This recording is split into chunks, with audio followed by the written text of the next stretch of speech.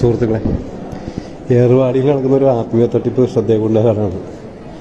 നമ്മളെ കൊണ്ട് കുപ്പിയിൽ വെള്ളം വാങ്ങിപ്പിക്കും. എന്നിട്ട് അത് ഒരു പ്രത്യേകതരം ജാറിലേക്ക് ഒഴിക്കും. എന്നിട്ട് അത് മുകളിലേക്ക് ഉയർത്തി കഴിയുമ്പോൾ അവിടെ ഒരു ചങ്ങല തൂങ്ങിക്കിടപ്പുണ്ട്.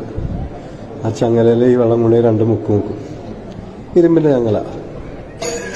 അതിനുശേഷം തിരിച്ച് ആ കുപ്പിയിലേക്ക് തന്നെ തിരിച്ചു വയ്ക്കും. അതിന് എന്തോ പ്രത്യേകതയുണ്ടെന്നാണ് പറയുന്നത്. സത്യത്തിൽ ഇതൊന്നും അല്ല ഇസ്ലാം കേട്ടോ. അത് പ്രത്യേകം ശ്രദ്ധിക്കേണ്ടതാണ്. ഇത് ഒരു തരം തട്ടിപ്പുകളാണ്, ജീവിക്കാനുള്ള തട്ടിപ്പാണ്. എല്ലാവരും കരുതിയിരിക്കുക, ഇത്തരം തട്ടിപ്പുകളൊന്നും പോയി പറ്റില്ല. ഇതൊന്നുമല്ല ഇസ്ലാം.